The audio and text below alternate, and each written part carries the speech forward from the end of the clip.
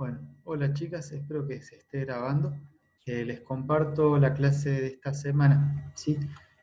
Lo que vamos a comenzar a hacer, lo que vamos a hacer esta semana es un cierre del eje 2, ¿sí? El segundo eje del seminario, que se trataba sobre todo el universo bíblico, sobre todo, eh, básicamente para poder entender el mensaje de Jesús. Bueno, con el tema de hoy, que va a ser las bienaventuranzas, queremos hacer con ello una especie de síntesis.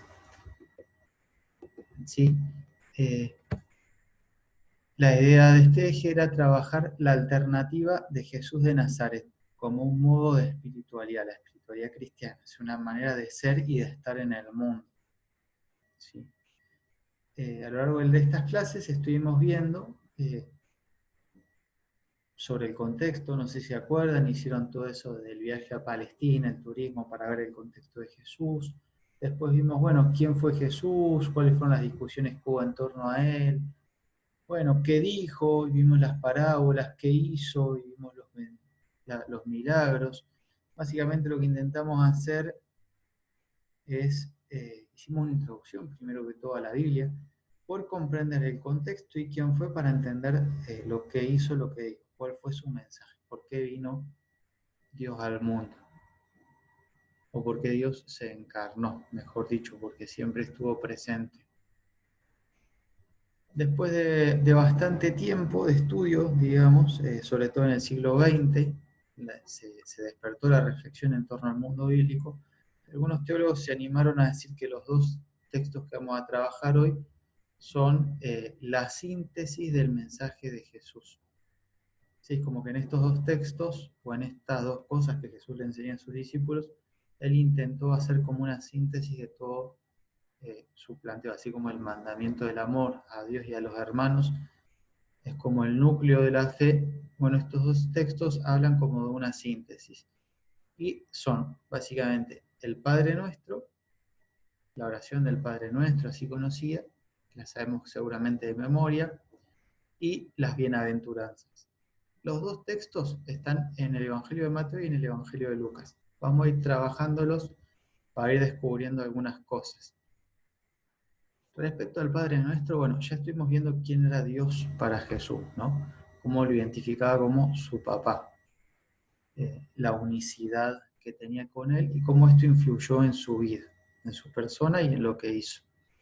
Sí, lo que nos vamos a detener ahora es en concreto en el texto llamado Padre Nuestro, que lo aprendemos como una oración, pero que es más bien una síntesis del mensaje de Jesús. ¿Sí? El problema que seguramente tengamos, y ustedes, si yo les doy ahora un minuto, me lo saben decir de memoria, sea que crean o que no, es que al haber hecho justamente eso, el haberlo memorizado, al haberlo rutinizado, al haberlo dicho mecánicamente tantas veces, lo hemos vaciado de sentido. Y a veces lo recitamos como una fórmula mágica, como si por rezar eso, cuando en realidad no es la idea. No nos lo dejó Jesús para eso. Y el otro texto es el de las bienaventuranzas. Las bienaventuranzas dicen felices los, iba a decir distintas cosas, porque nosotros tomamos la síntesis de las bienaventuranzas, que están en Mateo 5 y en Lucas, creo que 6 o 9, ahora nos fijamos bien. En el Evangelio está plagado, cuando María se encuentra con Isabel después de quedar embarazada, Isabel le dice, feliz de ti por haber creído que se cumplirá lo que te fue anunciado de parte del Señor. Ahí hay una bienaventuranza, feliz. Pero nosotros vamos a tomar estos dos textos que condensan el núcleo de la fe. ¿Sí? La idea es con estos dos elementos poder empezar a hacer una síntesis de todo lo que hemos visto en este eje, para en las últimas clases poder trabajar sobre el eje 3, otro aspecto, otra dinámica. Hacemos un cambio rotundo. ¿Sí? Voy a intentar de compartirles pantalla, así vemos un pequeño Power que va a ir guiando la explicación. Lo mismo el Power lo van a tener en el aula. ¿Sí? A ver, denme un segundito. Share screen. Y acá lo tenemos. Compartir.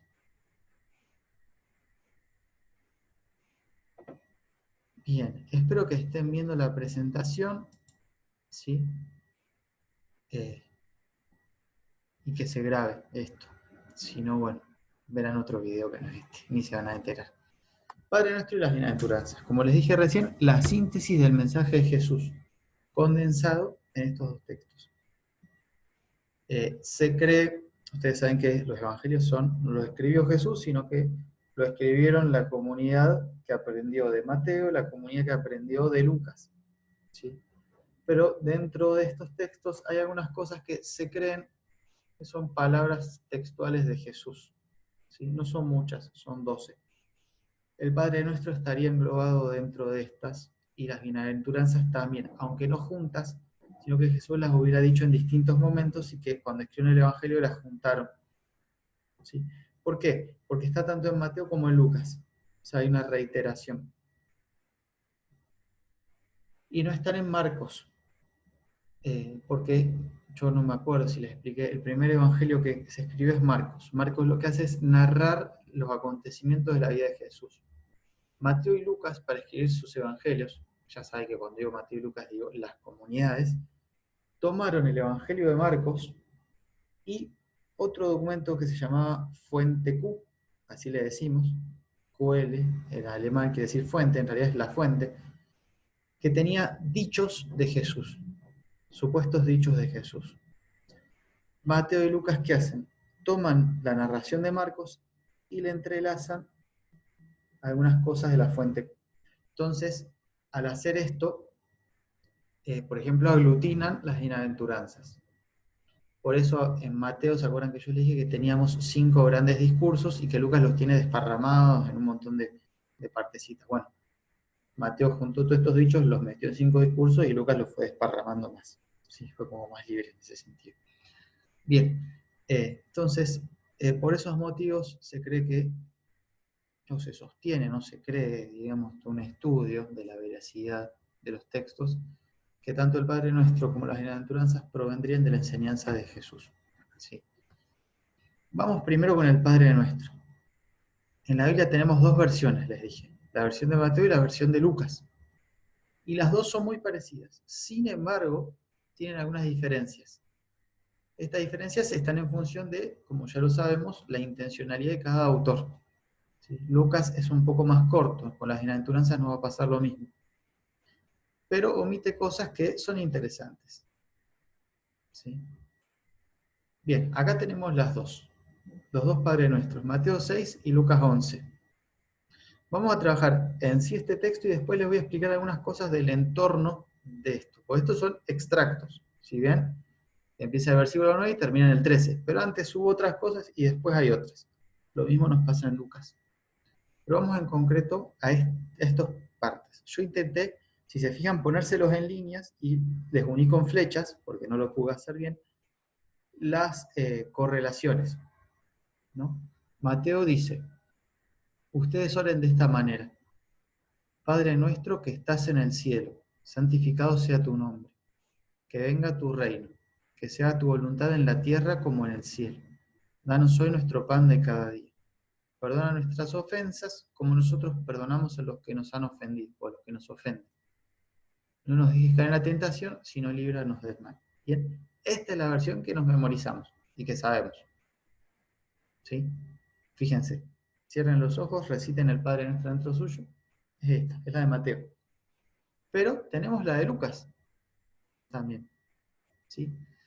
La versión de Lucas dice, Él les dijo entonces, o sea, Jesús, cuando oren digan, Padre, santificado sea tu nombre, que venga tu reino, danos cada día nuestro pan cotidiano, perdona nuestros pecados porque también nosotros perdonamos a aquellos que nos ofenden y no nos dejes caer en tentación. Algunas versiones en vez de decir pecados u ofensas dicen deudas, o sea, y no solo deuda económica, sino, bueno, lo que yo perdono lo que me debe. Me deberían haber tratado bien, me trataron mal, bueno, lo perdono, es una deuda en el fondo. ¿Sí? No necesariamente económica. Bien, tenemos algunas cosas comunes y algunas diferencias. Padre nuestro, Padre. Hay una similitud y una diferencia. Lucas recorta el nuestro. Eso, lo lo que se dice es que es por una redundancia. Si todos recitamos Padre, se sobreentiende que es de Padre de todos. ¿Sí? Son esos recortes que han ido haciendo los evangelios, ¿no? Que estás en el cielo. Esto lo tiene Mateo y no lo tiene Lucas. Lucas no habla de que esté en el cielo. ¿Qué significa el cielo? Santificado sea tu nombre, ahí estamos igual. Que venga tu reino, que venga tu reino. Mateo tiene que se haga tu voluntad en la tierra como en el cielo. De vuelta aparece el cielo y que se haga tu voluntad. Lucas no dice nada. Ya vamos a ver. Danos nuestro pan de cada día, correlativo, perdona nuestras ofensas, como nosotros perdonamos lo que nos han ofendido. Es correlativo, símil, pero es igual. No nos dejes caer en tentación, hasta igual, y Mateo tiene el líbranos del mal. ¿Sí? Bien. ¿Qué pasa? ¿Por qué? Bien, vamos a empezar. Lo de Padre Nuestro y Padre, ya se los expliqué. Lo achica, un resumen. Lucas resume esa parte que los dos tomarían de la fuente Q que les dije, porque se sobreentiende. Si todos decimos Padre, el Padre de todos, Padre Nuestro. Sí. Bueno, lo pongamos, dijo Mateo. Lucas dijo, ¿para qué? ¿Sí? Cuestiones redaccionales de cada evangelio. Acá hay algo importante, que está en el cielo, dice Mateo, que no lo dice Lucas. ¿Por qué? Porque Mateo, el Evangelio de Mateo está escrito para cristianos que vienen del mundo judío, o sea que antes habían sido judíos, o directamente para judíos que Mateo quiere que se pasen a la fe cristiana, o sea que crean en Jesucristo.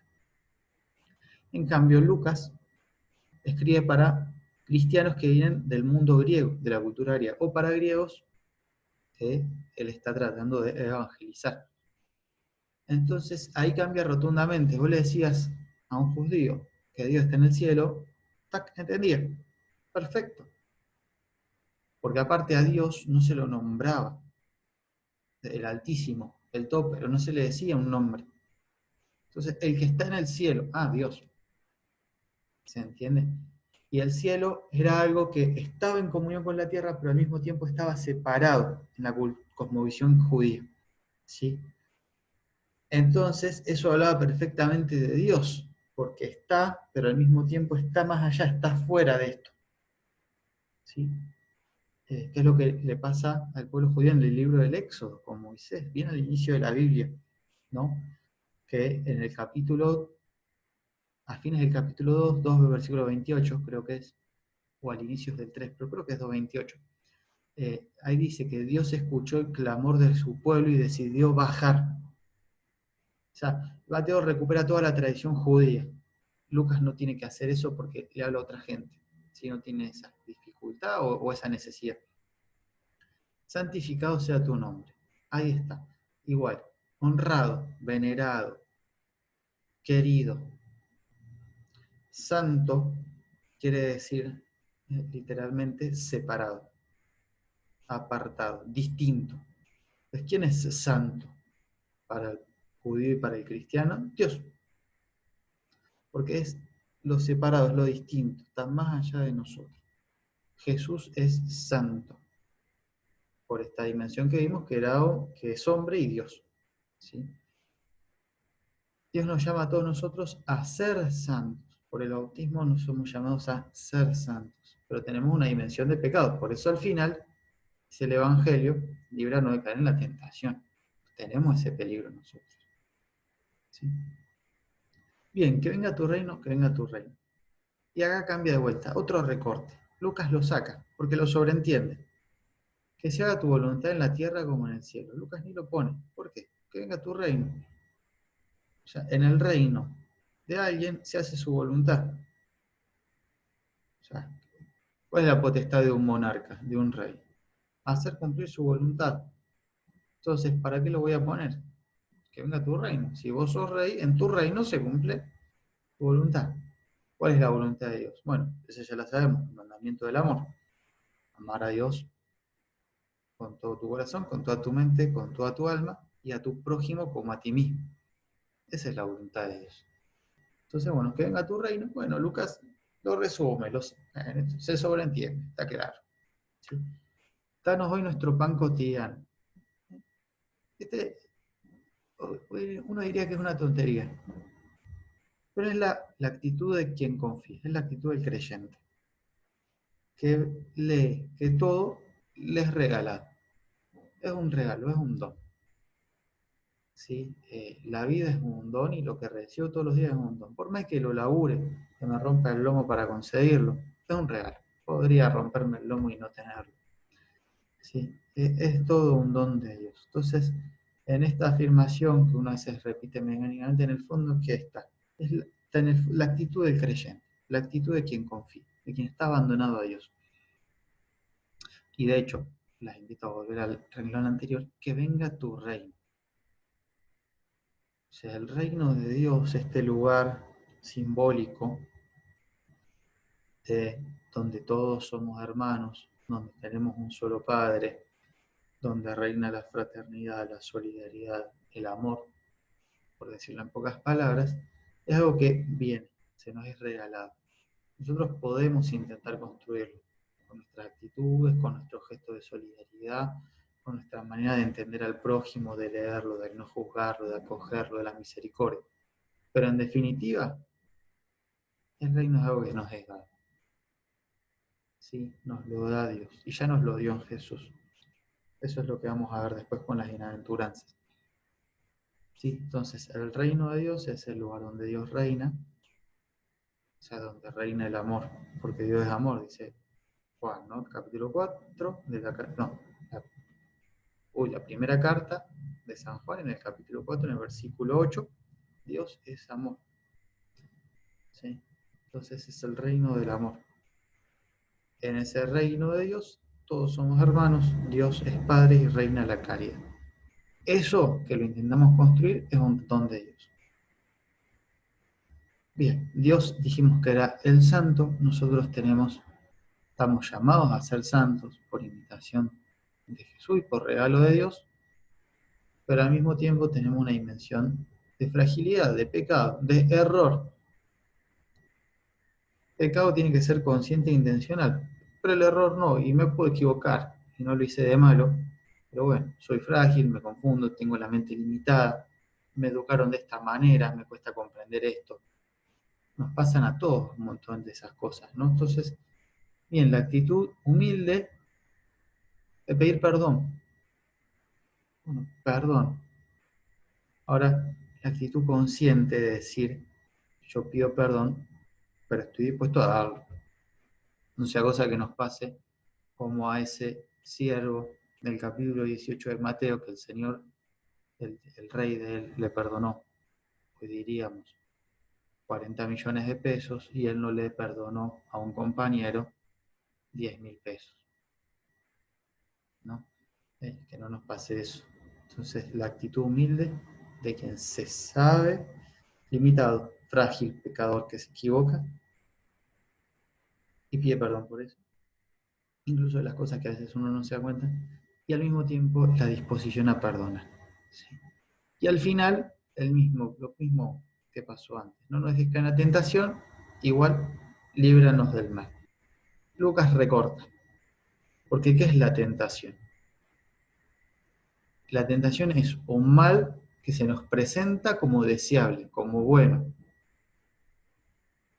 Entonces, bueno, si nos libra tentación, bueno, líbranos del mal, está claro, se sobreentiende. Ahora bien, no nos dejes caer en tentación. O sea, la tentación va a estar.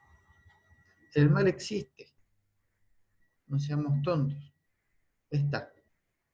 Bueno, trato de no caer, Dios ayúdame a no caer.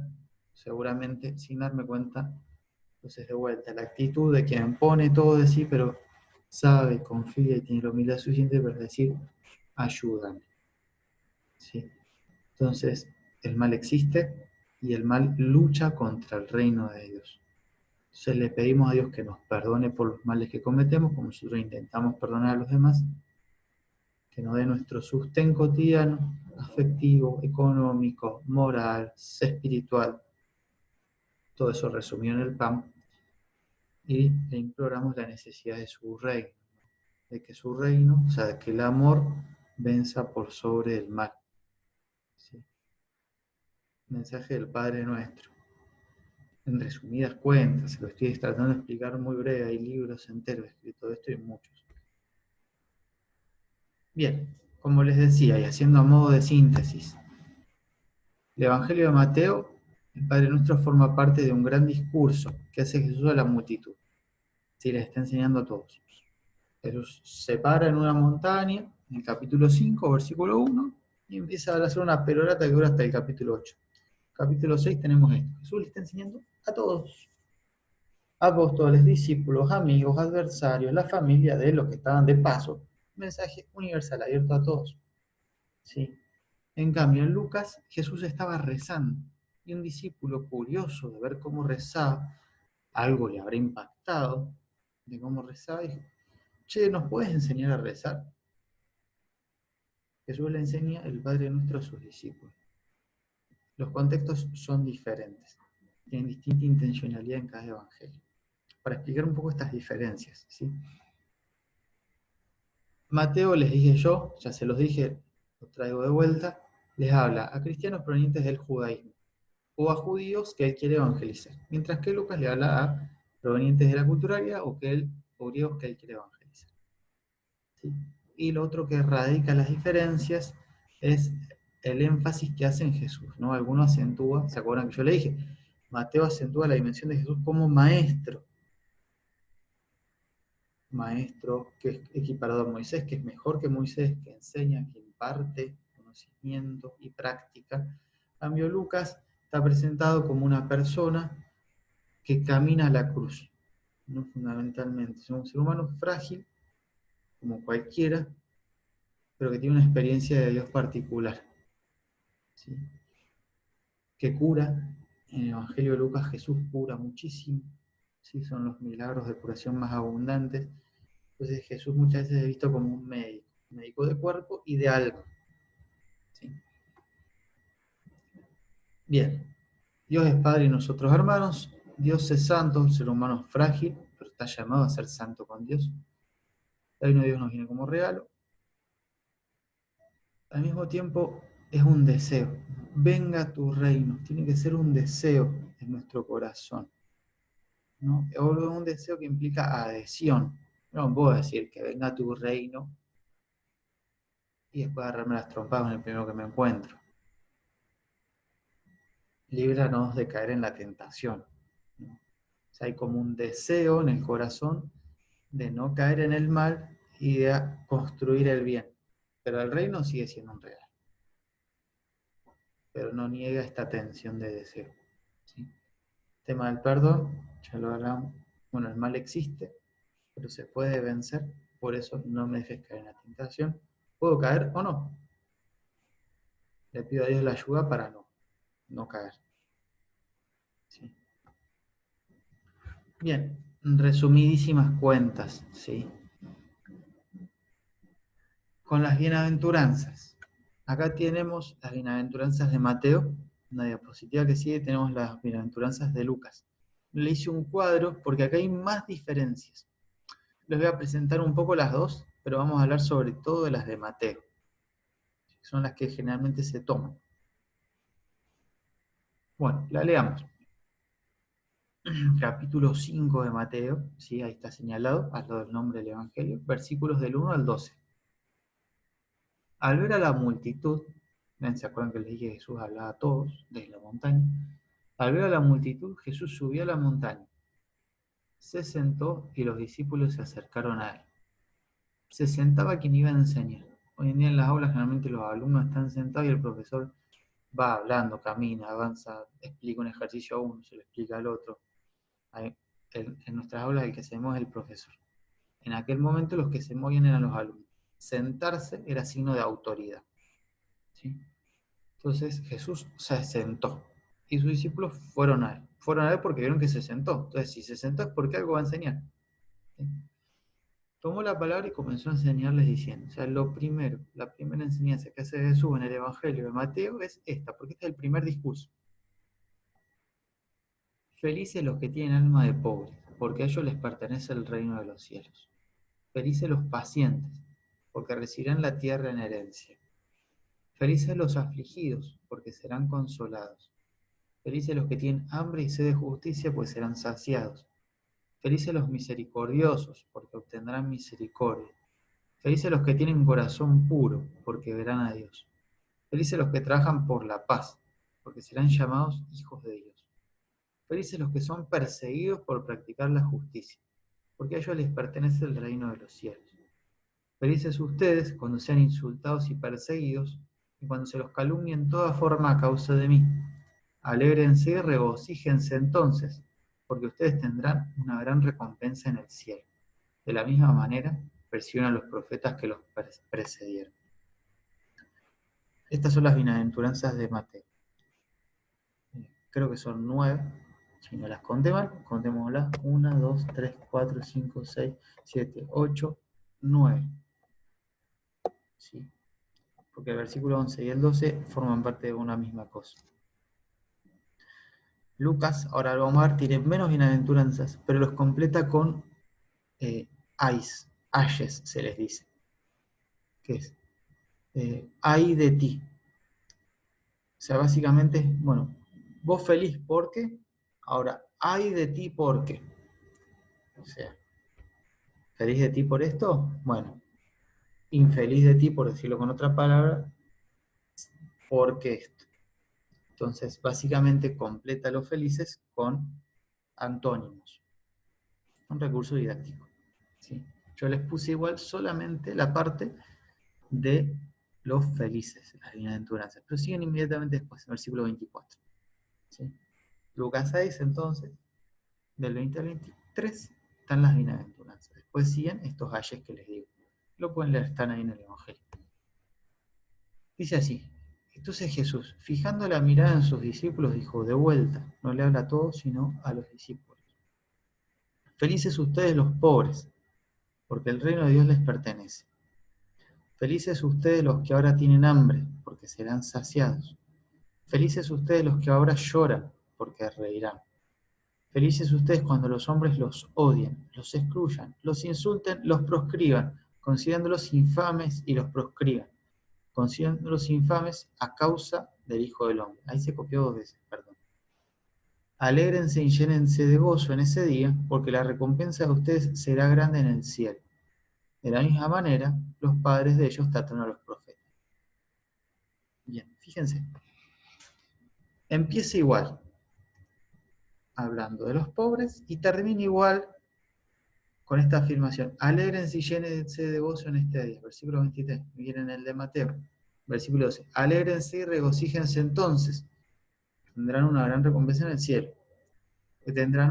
Pues su recompensa de ustedes será grande en el cielo. ¿Sí? Abren y cierran igual. Lo que cambia es el contenido, el centro. Son las 2 tapas, varía el centro. Ojo que una de las tapas también varía un poco.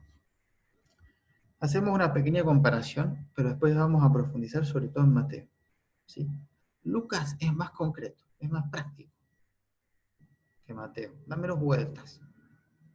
Diríamos que va a los bifes. Fíjense. Felices ustedes los pobres. Mateo. Felices ustedes los pobres, los que tienen alma de pobres, o sea, los pobres de espíritu. Hay un cambio. Felices ustedes los que ahora tienen hambre. Fíjense cómo remarca él ahora. Porque serán saciados. Felices los que ahora lloran, porque reirán. En cambio, Mateo está un poco distinto. ¿Sí? Felices los que tienen hambre y sed de justicia. Los que tienen, dice ahora que ahora tienen hambre. Hambre, comida. Y este habla de hambre de justicia. ¿Sí? Felices ustedes los que ahora lloran. ¿Sí? Felices los afligidos. Bueno, llorar, un acto concreto físico. Estar afligido, algo interior. ¿Sí? Lucas es como más concreto. ¿Sí? Va más al hueso. ¿Sí? Bien, es más corto. Lo mismo nos pasó en el Padre Nuestro. ¿Sí? Achica. No es tan discursivo como Mateo. ¿Sí? Pero fíjense que en el fondo hay unas cuestiones que son comunes. Felices porque las bienaventuranzas tienen esta estructura. Felices los que porque tal cosa. Felices porque, siempre va, tiene ese mismo esquema. ¿Sí? Y fíjense que Lucas lo deja bien claro. Felices los que ahora tienen hambre, porque serán saciados en el futuro. Felices los que ahora lloran, porque reirán.